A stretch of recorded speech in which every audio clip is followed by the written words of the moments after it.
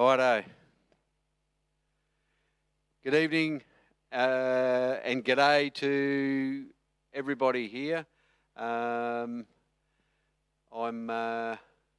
happy to be here for session 4 of our training for suicide awareness, and I hope that what we've been trying to convey to every one of you out there is that suicide in itself is a very confronting thing, but it's something that we as a group, as a church, as a movement of people can be involved with, that can be a part of the answer. And so I just hope that the messages come through, guys, and that you don't have to be the professional. You just have to be who you are, where you are. And so again, I'm going to begin with the scripture as I always do. And I started in session 1 with the scripture about Jesus when he went across the water to heal the demoniac. And so I'm going to do the reading which follows on from that, which is in Mark chapter 5, verse 21, where Jesus crosses back over and he heals a sick woman and raises a dead girl. And it goes from verse 21. When Jesus had again crossed over by boat to the other side of the lake, a large crowd gathered around him while he was by the lake. When one of the synagogue leaders named Jairus came, and when he saw Jesus, he fell at his feet. He pleaded earnestly with him, "My little daughter is dying. Please come and put your hands on her so that she will be healed and live." So Jesus went with him. A large crowd followed and pressed around him, and a woman was there who had been subject to bleeding for 12 years. She had suffered a great deal under the care of many doctors and had spent all she had, yet instead of getting better, she grew worse. When she heard about Jesus, she came up behind him in the crowd and touched his cloak, because she thought, if I just touch his clothes, I will be healed. And immediately her bleeding stopped, and she felt in her body that she was freed from her suffering. At once Jesus realized that power had gone from him. He turned around in the crowd and asked, "Who touched my clothes?" "You see the people crowding against you," his disciples answered. "Yet you can ask, 'Who touched me?'" But Jesus kept looking around to see who had done it. Then the woman, knowing what had happened to her, came and fell at his feet and, trembling with fear, told him the whole truth. He said to her, "Daughter, your faith has healed you. Go in peace and be freed from your suffering." I love that story in that, I'm not going to finish the rest of the scripture, but that story about the woman who had sought for an answer, who had gone everywhere. She'd spent all of her money. She had sought all the knowledge of healers around her. And yet in the end she came to Jesus. And there's so much in that that you could talk about. But the thing is that, she came to Jesus and she was healed. And that's the beauty of it. So my goal is, I hope that when we think about suicide or we think about anything else, that we can be the place where people think to come. The people can come here and they can feel that they can be healed, that they can be brought back to a relationship in society, and when they gather together with us. So I just want to encourage you guys.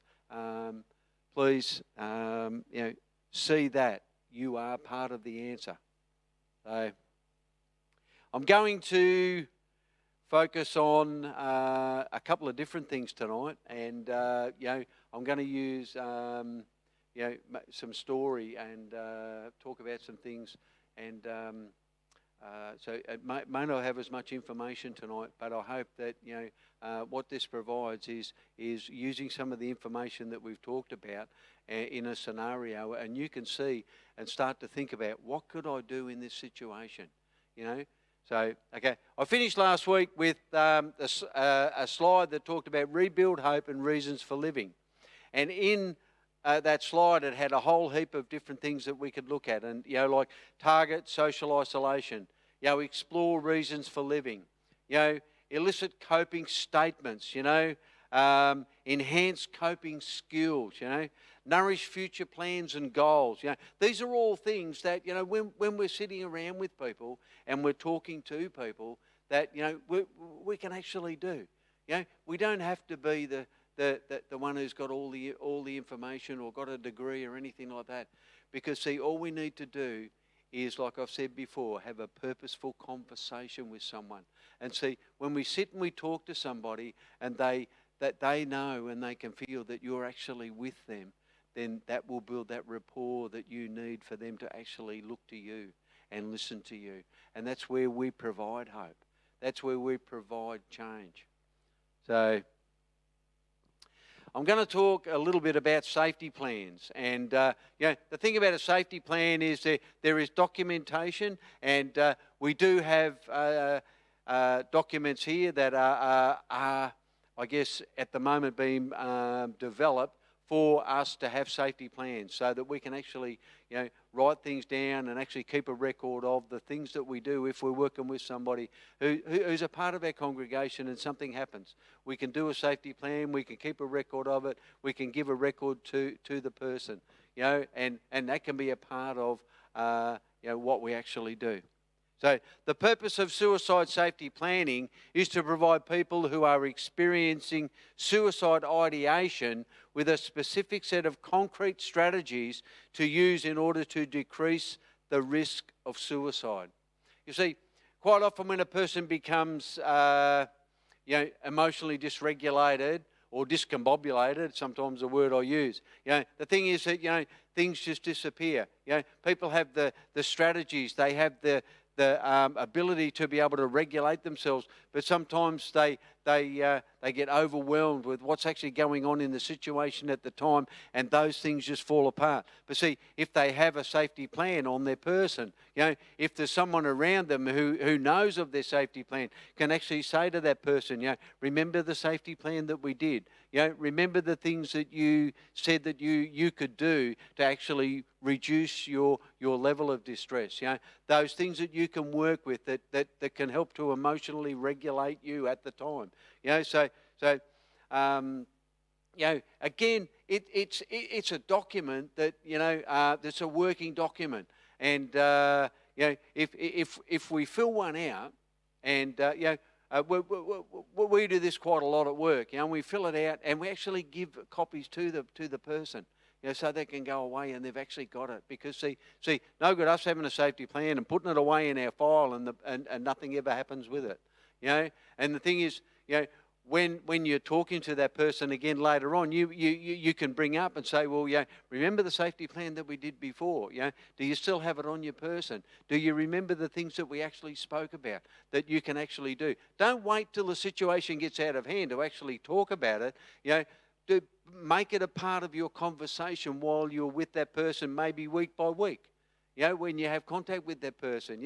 And it doesn't have to be something that you drive them crazy with, but keep it at the forefront of their mind and your mind, so that it's not just a plan that's tucked away; it's a plan that's alive and in action. Check for feasibility. When you're working with the person and they're in a state of distress, you might say to them, if you do a safety plan, how likely are you to use this in times of crisis? How likely are they? Because see, what you're wanting to do is get them to focus on it. They might say, I don't know. So, okay, well, if you have a plan where you carry it in your purse or you carry it in your wallet, and so it's something that's always there that you may come across even at times when you're not looking for it.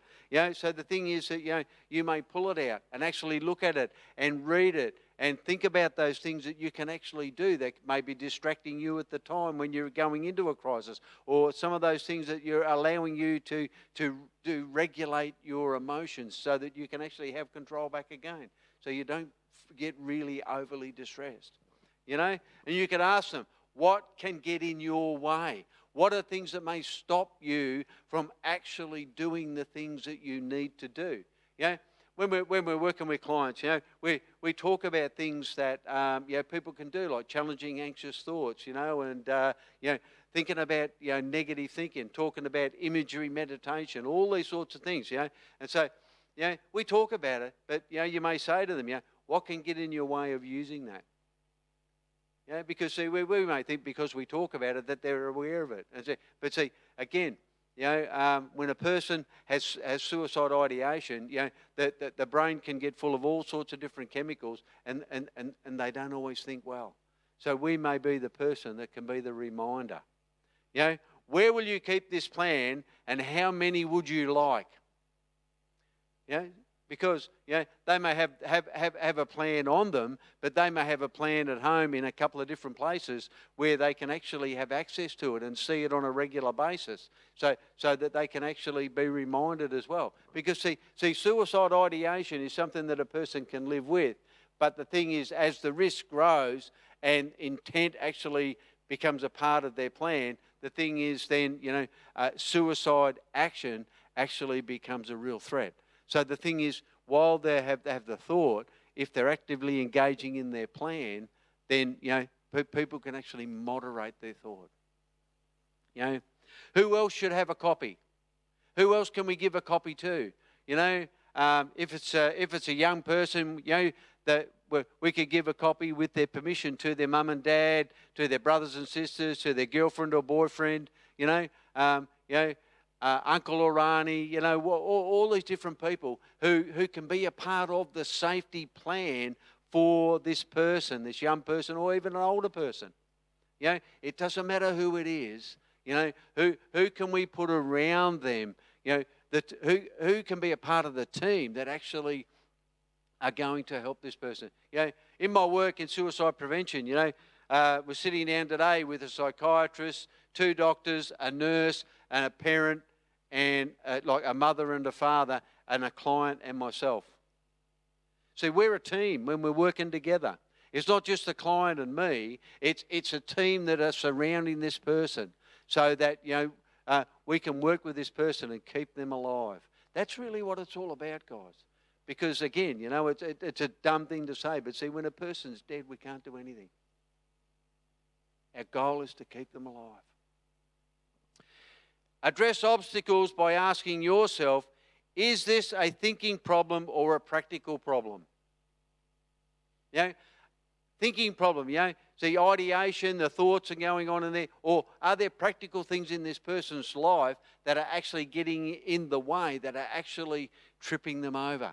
Are there things in their life outside of them that they can work on to change, so that they don't actually become distressed about it? And simple things, working with clients around financial issues, around relationship issues, around education issues, around employment issues, all these different things that are outside that are very, very practical, are those things that we can look at and actually work with.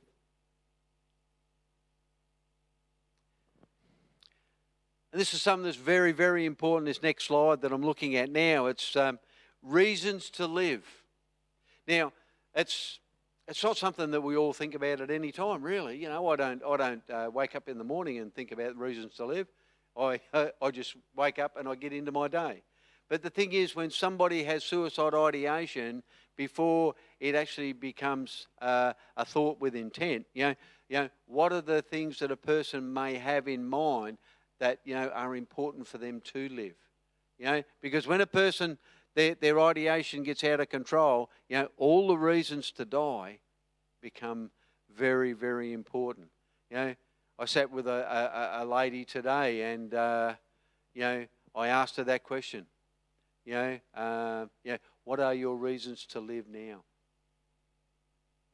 And we talked about that, and I spoke to her again following that. I said, when you tried to kill yourself, did you want to die? And she thought about it, and very quietly she said, I don't think so. You see, she wanted to escape. And that's what I said to her. Did you just want what was happening to you to stop? She said, yes. And at that particular time, there weren't enough reasons to live, so her reasons to die overweighed it, and so she tried to kill herself. And so part of our planning when we're working with people who have suicidal thoughts and ideation, Excuse me. You know, what are those reasons to live? You might write on the bottom of the safety plan, the one thing that is most important to me and worth living for is, and write it there. You know, I was with a person the other day, and they spoke about their children. You know, he's got 2 children, 2 teenage children. You know, and you know, and it may be so obvious to us, but again, you know, talking about it, bringing it to the forefront, and raising it up in their mind. You know, because you know, here's this person that I was talking to the other day, who on the weekend actually tried to kill themselves twice.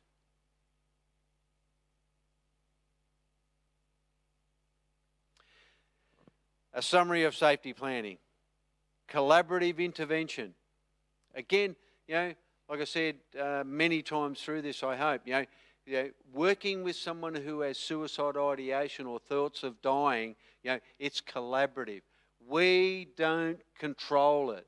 We work with the person. We want to walk the journey with them, you know, and it's an intervention for them, you know, and so you know, yeah, we aren't the experts, you know.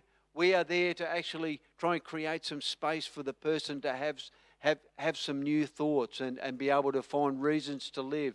And you know, by creating conversation, by actually caring, by having a purposeful conversation with the person. So it's collaborative. You know, each step should be in the client's own words and be realistic. You know, don't try and build it or let them build it up too much. You know, yeah, because you know, people who aren't thinking well, you know, may have grandiose thoughts about what recovery is going to be. But again, you know, if that's not achievable, then it's not real. You know, and so the thing is, so when a person can't reach that, then the thing is that, you know, they then will turn on themselves and say, well, you know, they can say, well, you know, what does it really matter? If it's only me, I don't care. You know, so being real, you know, SMART goals, SMART, SMART, specific, measurable, attainable, realistic, and time specific. You know, I was saying to people during the week, you know, what is your plan for the end of 2021? You know, what is your 5-year plan? You know, again, the thing is that, you know, what are those simple things you need to just look at for this year? You know, let's not get ahead too far. You know, you can have a 1-year, a 2-year, and a 5-year goal. And the thing is too, you know, if you don't reach it, does it really matter? In 2 years, it might take 3 or 4.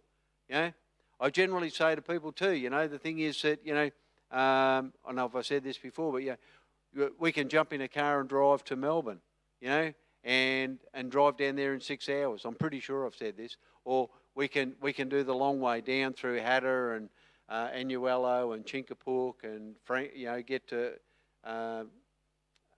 Albury, go down to Frankston and get to Melbourne. So we take the long way, but the thing is, we still get there. You know, quality safety planning includes discussion as to any barriers and how likely it is that it will be used by the patient. You know, if a person has something in their plan and there are barriers that can stop it, then it's not part of the plan. You know, again, let's not just sort of write things down because a person says it. You know, okay, they may say, "Oh, I want to get a new job," and yet they're not travelling well. You know, and that may take a while. You know, they may think, "Oh, you know, I'd like to be back working in a couple of weeks." Well, that may not be realistic because the barriers are that they're not travelling well right now. So again, you know, putting things into place that are real for the person. Talk to them about, you know, yeah, okay, great. Let's work on that, but let's not say now, but let's start to work towards that so that you know we can actually achieve that.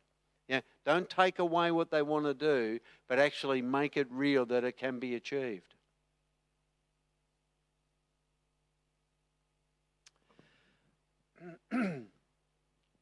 There's a list of information, this slide, and fairly important, you know.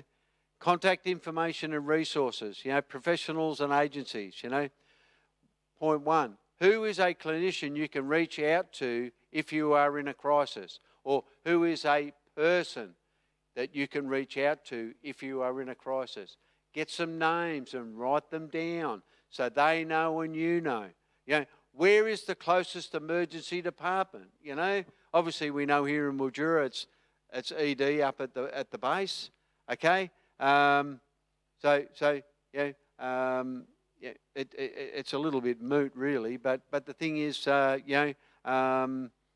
what may happen if they actually do something? How will they get there? If they take an overdose and they try to drive there, what if they fall asleep on the way? Those sorts of things. Suicide prevention contacts, phone numbers, and let them know the number and where they, and even if they can text to a service. Can you text the service and get a reply? So there are quite a few you can. Assess likelihood that the client will make contact. Spoke to a client a couple of weeks ago who for the first time in about 10 years and has had numerous hospital admissions, started to have a panic attack, and they rang Lifeline. It was a great thing, So the person never thought that they would do it, but they did. Address obstacles and problem solve if possible. If you see problems, in what are there and what's there in the plan, what may be a way of resolution for that. If that's what the person wants to do, okay, let's not just get rid of it. Let's just sort of say, okay, how can we actually do that? What things can we put into place so that may be able to be achieved? Because again, we want this to be the client's plan, the person's plan, so that it's achievable for them. It may be great here for us, but is it okay for the person?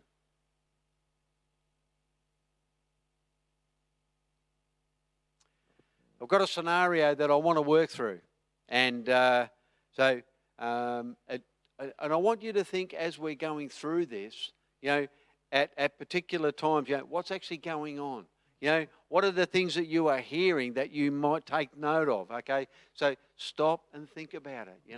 So I'm going to read, and I'm going to stop and pause for a few seconds every now and again to give you time to think about it. Okay, M is a young woman who has been in treatment with you for 1 year.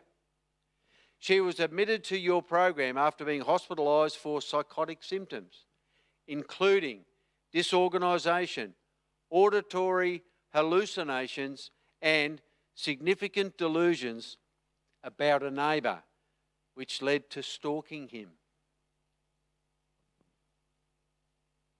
Okay. M has a 9-to-5 job. She completed college and lives independently. Over the past year of treatment, M has made significant progress. So who are we dealing with here? What type of person are we dealing with? Okay. Her symptoms improved on medications, and she has been socialising and has multiple recovery goals. So she's got some things in place. However, M has also expressed hopelessness and ambivalence about treatment and medication. In particular, she frequently makes statements like, "Normal people don't need medication." When things are going well, she is apt to discontinue her medication for a few days, but then reluctantly restarts upon prompting from you.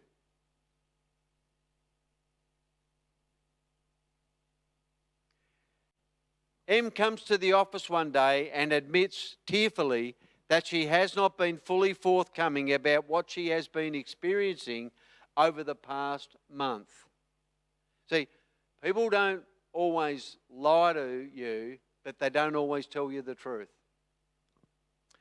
She has continued to believe that her neighbour can read her thoughts, that he is in love with her, and ultimately they will be together romantically.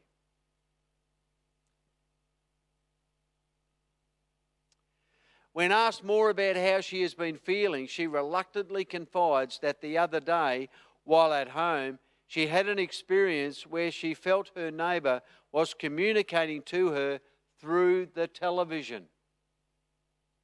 She felt terrible, awful, so bad. She has been withdrawing more. She tells you, as long as he and I can be together, I will feel good.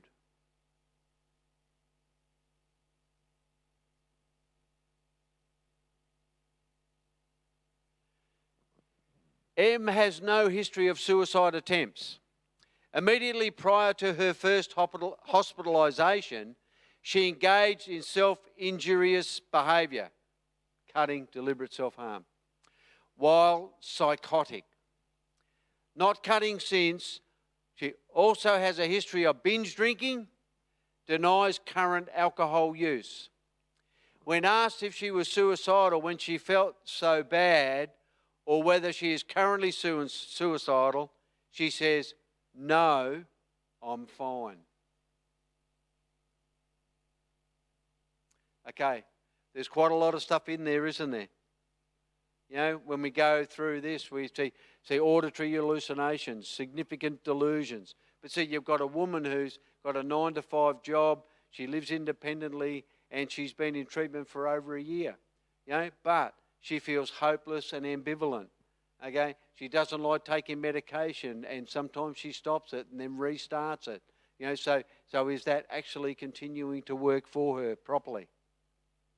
You know, she still feels after a long time that this person that she's been hallucinating about, you know, having delusions about, is in love with her. You know, and she says, as long as he and I can be together, I will feel good. What does that say to you when you hear that?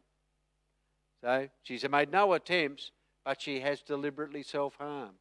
You know, she used to binge drink, but she denies current use. You know, remember, people don't lie, they just don't tell you the truth.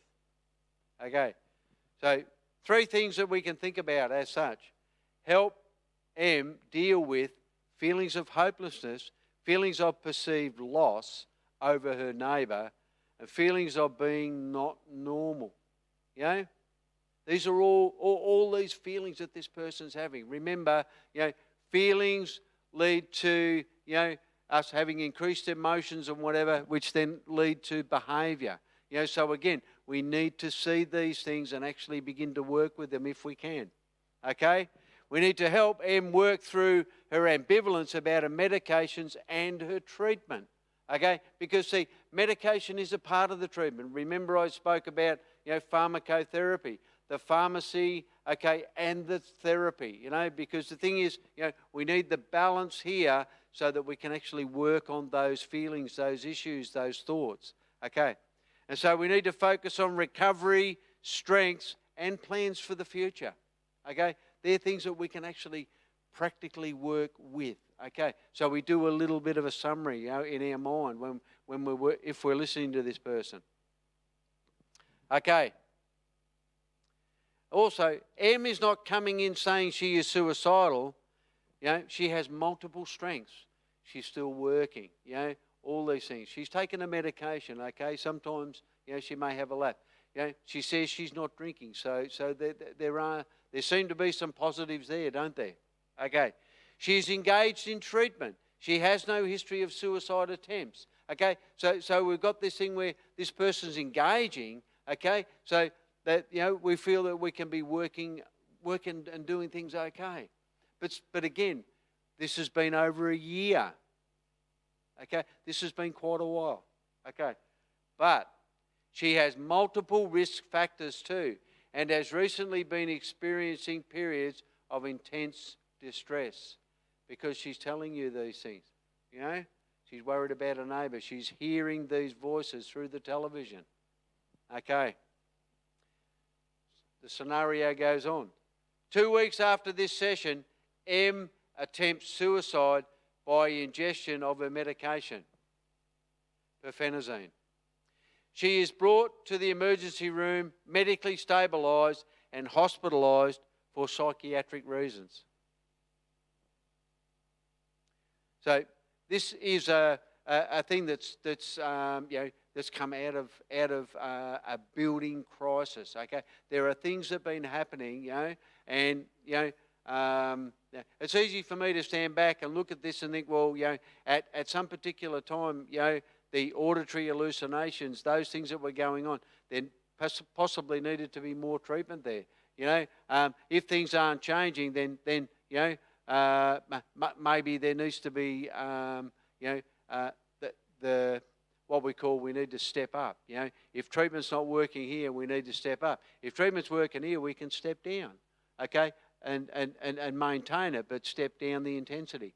But this person is going through all sorts of different things, and so stepping up would be a good way of managing this person.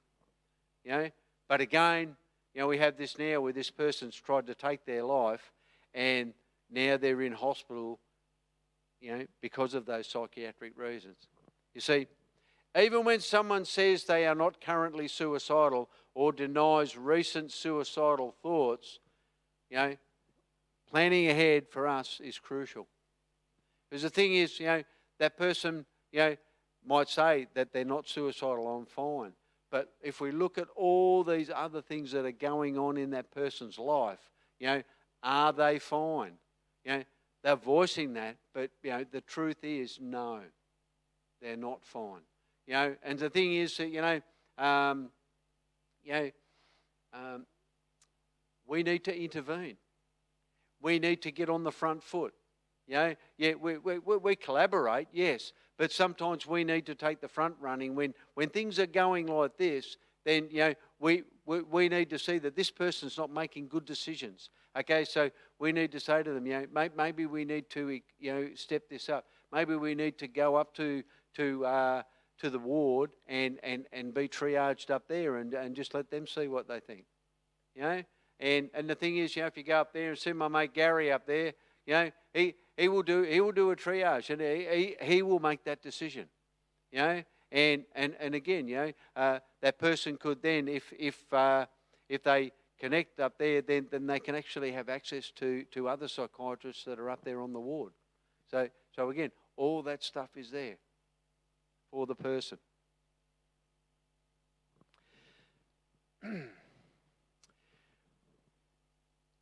When we're thinking about suicide, language about suicide is changing because, remember I spoke before about commit suicide because it used to be an offence. So you commit a crime. People don't commit suicide anymore. There are, different ways of looking at it. So I've got three columns here on this slide, and my friend Thomas, who's been fantastic during this session about putting slides up and all that, doing all the hard work, out there, doing all the technical stuff, and really appreciate it. He's been so gracious to me as well, and because without help, we don't get this stuff out. So, issue: presenting suicide as a desired outcome. Problematic: successful suicide, not the right word. Preferred: died by suicide. Doesn't sound nice, but it's true. Died by suicide. Okay? Associating suicide with crime or sin. Committed suicide. Problematic. No.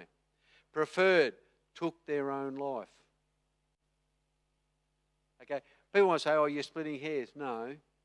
Again, what we're trying to do is we're not trying to desensitise it. What we're trying to do is we're trying to, in a sense, when we're talking about someone who's died, they took their life.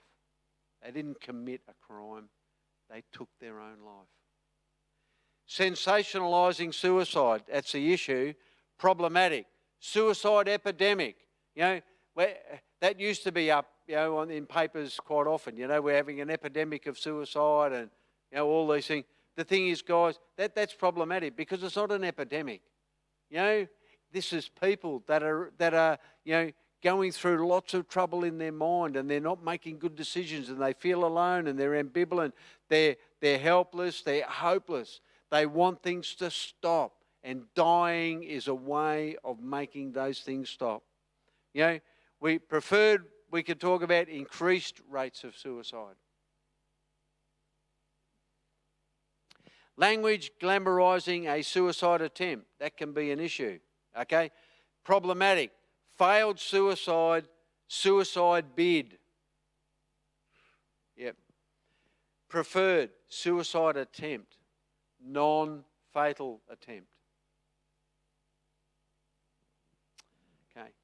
Gratuitous use of the term suicide.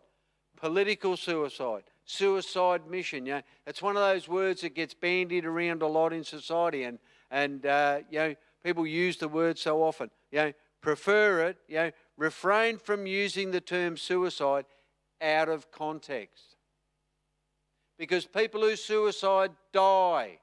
It is not a good thing. Stop doing it, guys. If we are, you see. Suicide can be prevented. So never in those who are truly intent on suicide. You know, if somebody is absolute in their mind that they are going to die by suicide, you know, we can provide intervention, we can put them into the psychiatric unit, we can do all these sorts of things, we can give them medication, we can do the therapeutic work with them and all that. But if they are intent on dying, then that probably will happen. They will die by their own hand. But see, sometimes, but only in advance of acute risk. You know, it can be prevented sometimes, but only in advance of acute risk. See, acute risk is when things are building up and building up and building up and building up, and there's nowhere else to go.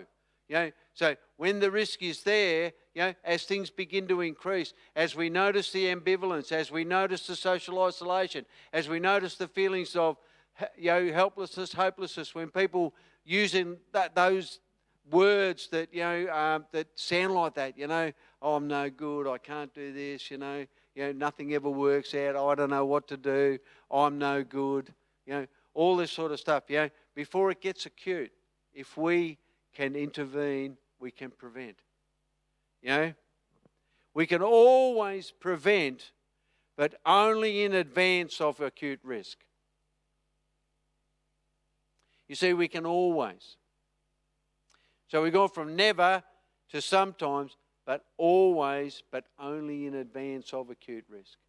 See, the work we do when we get beside people, when we listen to them, when we hear them, when we have empathy and compassion, and we build a team around them, and we care for them, and we love them in Jesus' name, the thing is that, you know, we can prevent suicide.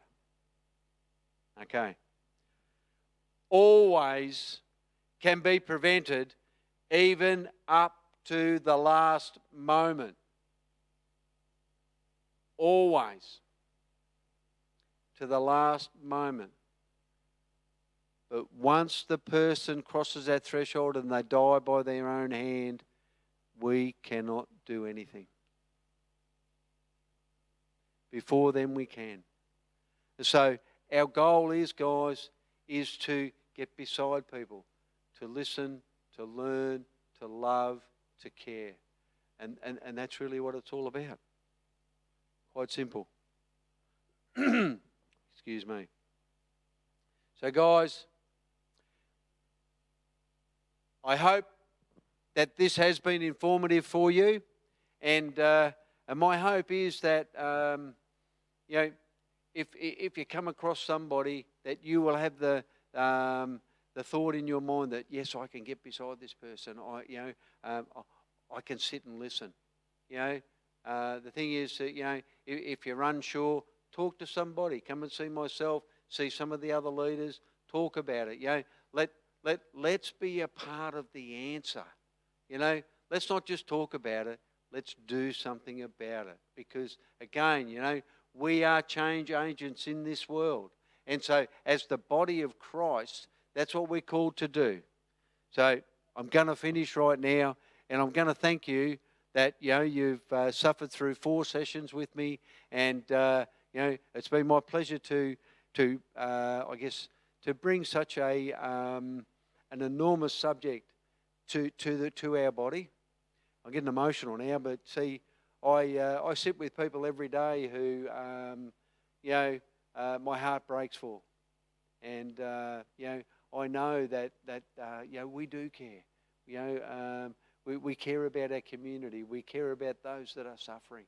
And I know that we as a body can be a part of a solution for people. So bless you guys.